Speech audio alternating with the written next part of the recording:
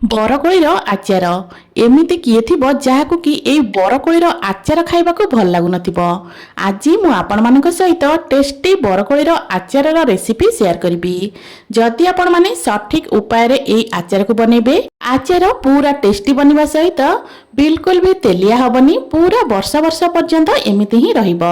ନମସ୍କାର, ମୁଁ ରଶ୍ମି ୟୁଟ୍ୟୁବରେ ଆପଣ ସମସ୍ତଙ୍କୁ ସ୍ୱାଗତ। ଆଶା କରୁଛି ଆପଣମାନଙ୍କୁ ଆଜିର ଏଇ ଆଚାରର ରେସିପି ନିଶ୍ଚୟ ପସନ୍ଦ ଆସିବ। ଏବେ ଚାଲନ୍ତୁ ଷ୍ଟାର୍ଟ କରିବା ଆଜିର ରେସିପି। ତ ଏଇଠି ଦେଖିପାରୁଥିବେ ମୁଁ 1 କେଜିର ବରକୋଳିକୁ ପ୍ରଥମେ ଭଲ ଭାବରେ ଧୁଆଧୁଇ କରି ସାରିଲା ପରେ ତା ଦେହରେ ଅଳ୍ପ ଲୁଣ ଗୋଳେଇ ୟାକୁ ପାଖାପାଖି 2 ଦିନ ପର୍ଯ୍ୟନ୍ତ ଭଲସେ ଶୁଖେଇ ନେଇଥିଲି। 2 ଦିନ ଶୁଖିଲା ପରେ ବରକୋଳି ଆମର ଏମିତି ହେଇଯାଇଛି। ଏଇଠି ମୁଁ ଗୋଟେ କୋଳିକୁ ଫଟେଇକି ଦେଖଉଛି। ଏଇଠି ଦେଖିପାରୁଥିବେ କୋଳି ଆମର କେତିକି ପରିମାଣର ଶୁଖିଛି, ଏଇ କୋଳିକୁ ଦେଖିକି ଆପଣମାନେ ଜାଣିପାରୁଥିବେ। ତ ଏବେ ଚାଲନ୍ତୁ ଏଇସବୁ ବରକୋଳିକୁ ଆମେ ଗୋଟେ ବଡ଼ ଜାଗାକୁ କାଢ଼ି ନେବା। ସବୁଯାକ ବରକୋଳିକୁ ଗୋଟେ ବଡ଼ ଜାଗାକୁ କାଢ଼ି ସାରିଲା ପରେ ଏବେ ଆମେ କ'ଣ କରିବା ନା, ସବୁ ବରକୋଳିକୁ ଟିକେ ଟିକେ ଏମିତି ଫଟେଇ ନେବା। ଏମିତି ଟିକେ ବରକୋଳିକୁ ଫଟେଇ ନେଲେ କ'ଣ ହେବ ନା, କୋଳି ଭିତରକୁ ମସଲା ପୁରା ଭଲ ଭାବରେ ଯିବ, ଯେଉଁଟା ଖାଇବା ପାଇଁ ଭାରି ସୁଆଦିଆ ଲାଗିଥାଏ। ସାଙ୍ଗମାନେ ଆଜିର ଏହି ରେସିପି ଭିଡ଼ିଓକୁ ଆପଣମାନେ କେଉଁ କେଉଁ ଜାଗାରୁ ଦେଖୁଛନ୍ତି କମେଣ୍ଟ କରି ନିଶ୍ଚୟ ଜଣାଇବେ, ଯାହାଫଳରେ କି ମୁଁ ମଧ୍ୟ ଆପଣମାନଙ୍କୁ ଧନ୍ୟବାଦ ଦେଇପାରିବି। ତ ଏଇଠି ଦେଖିପାରୁଥିବେ ସେମ୍ ପ୍ରୋସେସରେ ସବୁଯାକ ବରକୋଳିକୁ ଫଟେଇ ସାରିଲା ପରେ ଏବେ ଆମେ ରଖିନେବା ସାଇଡ୍ରେ। ଏପଟେ ଏଇ ବରକୋଳିର ଆଚାର ପାଇଁ ଏବେ ଚାଲନ୍ତୁ ଗୋଟେ ମସଲା ବନେଇ ନେବା। ମସଲା ବନେଇବା ପାଇଁ ଗ୍ୟାସ୍ ଉପରେ ଗୋଟେ ପ୍ୟାନ୍ ବସେଇ ନେଇଥିଲି। ଏବେ ସେଥିରେ 4ରୁ 5ଟା ପରିକା ଦେଇଥିଲି ଶୁଖିଲା ଲଙ୍କା। ରାଗ ଆପଣମାନେ ଆପଣଙ୍କର ହିସାବରେ କମ୍ ଅଧିକ କରି ନେଇପାରିବେ। ଲଙ୍କା ହାଲକା ଟିକେ ଭାଜି ହେଇସାରିଲା ପରେ ଏବେ ସେଥିରେ ଆମେ ଦେବା 1 ଚାମଚ ଜିରା, ତା ସହିତ 1 ଚାମଚ ଏଠି ମୁଁ ନେଇଥିଲି ପାନମଧୁରୀ। ଏଠି ମୁଁ 1 କେଜିର କୋଳି ପାଇଁ ମସଲା ବନାଉଛି। ତ ଏବେ এই ସବୁ ଜିନିଷକୁ ମିଶେଇକି ଆମେ କିଛି ସମୟ ଭାଜି ନେବା। ଗ୍ୟାସ୍ର ଫ୍ଲେମ୍କୁ ଏଇ ଜାଗାରେ ମୁଁ ମିଡ଼ିୟମ୍ରେ ହିଁ ରଖିଥିଲି। ତ ଏଇଠି ଜିରା ପାନମଧୁରୀ ଟିକେ ଭାଜି ହେଇସାରିଲା ପରେ ଏଠି ମୁଁ ଦେଇଦେଉଛି 1/2 ଚାମଚ ପରିକା ମେଥି। ଏବେ এই ସବୁ ଜିନିଷକୁ ମିଶେଇକି ନା ଆମେ ଭାଜି ନେବା। ଗ୍ୟାସ୍ର ଫ୍ଲେମ୍କୁ ବିଲକୁଲ ବି ହାଇ କରିବେନି, ସେମିତି ମିଡ଼ିୟମ୍ରେ ହିଁ ରଖିଥିବେ। ତ ଏଇଠି ଦେଖିପାରୁଥିବେ ଜିରା ସବୁ ଆମର ଭଲସେ ଫୁଟିବାକୁ ଲାଗିଲାଣି। ଜିରା, ପାନମଧୁରୀ, ମେଥି ଆଉ ଲଙ୍କା ଭଲସେ ଭାଜି ହେଇଗଲା ପରେ ଆମେ କ'ଣ କରିବା ନା, ଗ୍ୟାସ୍ର ଫ୍ଲେମ୍କୁ ବିଲକୁଲ ଅଫ୍ କରିନେବା। ଗ୍ୟାସ୍ର ଫ୍ଲେମ୍କୁ ଅଫ୍ କରିସାରିଲା ପରେ ଏଥିରେ ଆମେ ଦେବା 1 ବଡ଼ ଚାମଚ ସୋରିଷ। ଯେତେବେଳେ ଆପଣମାନେ ସୋରିଷ ଦେବେ ନା, ଗ୍ୟାସ୍ର ଫ୍ଲେମ୍କୁ ଅଫ୍ କରିନେବେ, କାରଣ ଯଦି ଗ୍ୟାସ୍ ଅନ୍ ଥିବ ସୋରିଷ ଦେଇଦେବେ ତାହେଲେ କ'ଣ ହେବ ନା, ସୋରିଷର ପିତୁଳିଆ ସ୍ୱାଦଟା ଆସିଯିବ। ତ ଏଇଠି ମୁଁ ଗ୍ୟାସ୍ର ଫ୍ଲେମ୍କୁ ଅଫ୍ କରିସାରିଲା ପରେ 1 ଚାମଚ ସୋରିଷ ଦେଇଥିଲି। ଏବେ এই ସୋରିଷକୁ ଆମେ ହାଲକା ଟିକେ ଭାଜି ନେବା। ସବୁ ମସଲା ଭଲସେ ଭାଜି ହେଇଗଲା ପରେ ଏବେ ଆମେ ଟିକେ ଥଣ୍ଡା ହେବା ପାଇଁ ଛାଡ଼ିବା। ଏଇଠି ମୁଁ କହି ରଖୁଛି, ଯଦି ଆପଣମାନଙ୍କୁ ଆଜିର ଏହି ରେସିପି ଭିଡ଼ିଓ ଭଲ ଲାଗେ ଭିଡ଼ିଓକୁ ଲାଇକ୍ କରିବେ, ସେୟାର କରିବେ। ଯଦି ଆପଣମାନେ ମୋ ଚ୍ୟାନେଲରେ ନୂଆ ଅଛନ୍ତି ତାହେଲେ ପ୍ଲିଜ୍ ଚ୍ୟାନେଲକୁ ସବସ୍କ୍ରାଇବ୍ ନିଶ୍ଚୟ କରିନେବେ। ତ ମସଲା ଆମର ଭଲସେ ଥଣ୍ଡା ହେଇସାରିଲା ପରେ ଏଇଠି ମୁଁ ନେଇଯାଇଛି ଗୋଟେ ଗ୍ରାଇଣ୍ଡର ଜାର୍। ଏବେ এই ମସଲାକୁ ଗ୍ରାଇଣ୍ଡର ଜାର୍ରେ ଦେଇକି ଆକୁ ଆମେ ଟିକେ ଖଦଖଦଳିଆ କରି ବାଟି ଆଣିବା। ଏଇଟାକୁ ପୁରା ଚିକଣ କରି ପାଉଡର ବନେଇବେନି, ଟିକେ ଖଦଖଦଳିଆ କରି ବାଟିବେ। ଖଦଖଦଳିଆ କରି ଟିକେ ପାଉଡର ବନେଇଲେ ଏଇଟା ଖାଇବା ପାଇଁ ବେଶ ଭଲ ଲାଗିଥାଏ। ମସଲାକୁ ଦେଖିକି ଆପଣମାନେ ଜାଣିପାରୁଥିବେ ଏଇ ମସଲାର ପାଉଡରଟା ମୁଁ କେମିତି ବନେଇଛି। ତ ଏମିତି এই ମସଲାକୁ ବନେଇ ସାରିଲା ପରେ ଏବେ ଚାଲନ୍ତୁ এই ମସଲାର ପାଉଡରକୁ ଆମେ ରଖିନେବା ସାଇଡ୍ରେ। ମସଲାର ପାଉଡରକୁ ସାଇଡ୍ରେ ରଖି ସାରିଲା ପରେ ଏପଟେ ଗ୍ୟାସ୍ ଅନ୍ କରି ଗ୍ୟାସ୍ ଉପରେ ଗୋଟେ ପ୍ୟାନ୍ ବସେଇ ନେଇଥିଲି। ପ୍ୟାନ୍ ଆମର ଭଲସେ ଗରମ ହେଇସାରିଲା ପରେ ଏଠି ପାଖାପାଖି 3ରୁ 4 ଚାମଚ ପରିକା ଦେଇଦେବ ସୋରିଷ ତେଲ। ତେଲକୁ ପୁରା ଭଲ ଭାବରେ ଗରମ ହେବା ପାଇଁ ଛାଡ଼ିବା। ତେଲ ଭଲ ଭାବରେ ଗରମ ହେଇସାରିଲା ପରେ ଏଠି ଅଳ୍ପ ଟିକେ ଆମେ ଦେଇଦେବା ହେଙ୍ଗୁ। ହେଙ୍ଗୁ ଅଳ୍ପ ଟିକେ ଦେବା ଫଳରେ ଆଚାର ବହୁତ ଦିନ ପର୍ଯ୍ୟନ୍ତ ପୁରା ବଢ଼ିଆସେ ରହିବ, ବିଲକୁଲ ବି ଖରାପ ହେବନି। ଆଉ ମନେ ରଖିଥିବେ ତେଲକୁ ପୁରା ଭଲ ଭାବରେ ଗରମ କରିବେ। ତେଲକୁ ଯଦି ଆପଣମାନେ ଭଲସେ ଗରମ ନ କରିବେ ତ ଆଚାରଟା କିଛି ଦିନ ରହିଲା ପରେ ସେଟା ତେଲିଆ ହେଇଯାଇଥାଏ। ଏବେ ଆମେ এই ତେଲରେ ଦେଇଦେବା 1 ବଡ଼ ଚାମଚ କାଶ୍ମୀରୀ ଲଙ୍କାଗୁଣ୍ଡ, ଯାହାଫଳରେ କି ଆଚାରର କଲରଟା ପୁରା ମସ୍ତ ଆସିବ। ଏଇଟା ବିଲକୁଲ ଅପସନାଲ ଅଛି, ଆପଣମାନେ ଚାହିଁଲେ ସ୍କିପ୍ ମଧ୍ୟ କରିପାରିବେ।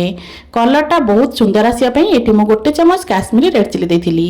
କାଶ୍ମୀରୀ ରେଡ୍ ଚିଲି ଦେଲାବେଳେ ଗ୍ୟାସ୍ର ଫ୍ଲେମ୍କୁ ଅଫ୍ କରିନେବେ, ନହେଲେ କ'ଣ ହେବ ନା ଲଙ୍କାର ପାଉଡରଟା ଜଳିଯିବ। ତ ଗ୍ୟାସ୍ର ଫ୍ଲେମ୍କୁ ଅଫ୍ କରି କାଶ୍ମୀରୀ ରେଡ୍ ଚିଲି ଦେଇଥିଲି। ଏବେ এই ତେଲକୁ ଆମେ ଥଣ୍ଡା ହେବା ପାଇଁ ସାଇଡ୍ରେ ରଖିନେବା। ଏପଟେ ଗୋଟେ ପ୍ୟାନ୍ ବସେଇ ନେଇଛି। ପ୍ୟାନ୍ ଆମର ଗରମ ହେଇସାରିଲା ପରେ ଏଇଠି ମୁଁ ପାଖାପାଖି 250 ଗ୍ରାମର ଗୁଡ଼ ଦେଇଦେଉଛି। गुड़ देला बेले देखिकी देबे जदि कोली आपण मानकर बेसी खट्टा हेतिबो ताले गुड़र परिमाण एठी टिके बढ़े नेबे। तो मु जो कोली एठी यूज करतिली कोली बेसी खट्टा नथिला सेथि पई मु 1 केजी रा कोली आचार पई एठी मु 250 ग्राम रो गुड़ नेतिली। एबे गुड़ भल भाव में मेल्ट होगा पर्यंत आम ये गुड़ को एपट सेपट करवा। एठी हमको गुड़र पाग बनइबार नहीं, केवल गुड़ आमर मेल्ट होगा पर्यंत आपको आम एपट सेपट करनबा। आचार तो आपण माने बहुत थर बनइथिबे, थरे आपण माने ए उपाय रे कोली आचार बनांतु, देखिबे आचार खाइबा पई स्वादिष्ट लागिबा सहित वर्ष वर्ष पर्यंत आचार को आपण माने स्टोर करी रखि परिबे। आचार बिल्कुल भी खराब होबनी कि तेलिया मध्य लागिबनी। तो एठी देखि परथिबे गुड़ हमर पूरा भल भाव में मेल्ट हो गलानी। गुड़ एमिति भल भाव में मेल्ट हो सारा परे एबे आमे कोन करबा ना, एठी आमे जो कोली को रखिथिले कोली को एई जगह रे ऐड कर दबा। कोली को दे सारा परे गुड़ सहित कोली को आमे भल से मिसेइबा। गैस रो फ्लेम को एई जगह रे पूरा लो कर नेबे। लो फ्लेम रे कोली सहित गुड़ को भल से पूरा मिसेइबे। एठी मो पाखापाखि 2 ରୁ 3 मिनिट पर्यंत गुड़ सहित कोली को भल से मिसई नेथिली। गुड़ सहित कोली हमर भल भाव में मिसी गला परे एबे हम कोन करबा ना, जो मसला पाउडरटा बनै रखिथिले सेई मसला पाउडर रो अधा एठी देई दबा। अधा पाउडर रखि दबा, पछरे हम यूज करबा। तो एठी अधा पाउडर दे साला परे एई सब जिंस को हम एबे भल से मिसेइबा। आचार को केमिति आपण माने अधिक दिन पर्यंत स्टोर करी रखि परिबे तार किछिटा टिप्स एठी मु आपण मानकु देई दोउची। जेमिति कि जेतबेले बोतल ले आपण माने आचार रखिथिबे, आचार काढिबा पई बिल्कुल भी ओदा हाथ कि ओदा चामच रो व्यवहार करिबेनी। सब बेले सुखिला चामच रे आपण माने आचार को काढिबे, आचार बिल्कुल भी खराब होबनी। आउ आचार को मासे को थरे लेखे खरा रखि देबे, देखिबे आचार पूरा वर्ष वर्ष पर्यंत बढ़िया से रहिबो। मसला सहित कोली को भल भाव में गोली सारा परे एबे आमे गरम करी रखिथिबा तेल को देई दबा। तेल को देई सारा परे एबे सब जिंस को आमे भल से मिसई नबा। गैस रो फ्लेम एई जगह रे लो रे ही अछि, बिल्कुल भी हाई करिबेनी, सेमिति लो रे ही रखिथिबे। लो फ्लेम रे एबे सब जिंस को भल से आमे मिसेइबा। এই আচার को देखिकी आपण माने जानि पारुथिबे आचारटा केते टेस्टी बनिथिबो। देखिकी ही ए आचार को खाइबा पई आपण मानकु इच्छा हबो। तो एठी ए सब जिंस को मु भल भाव में मिसई नेथिली। सब जिंस को भल से मिसई सारला परे एबे हमें कोन करबा, आचार रो जो पाउडरटा अधा हमें रखिथिले सेई पाउडर को एठी ऐड कर दबा। तो आचार रो ए पाउडर को देई सारला परे आउ थरे सब जिंस को भल से गोळै नबा। जो मु आचार पाउडर बा मसलाटा बनैथिली एटा 1 केजी कोली पे बनैथिली। जदि आपण माने अधिक कोली रे आचार बनौथिबे सेही हिसाब रे मसलार क्वांटिटी मध्ये बढ़ाइबे।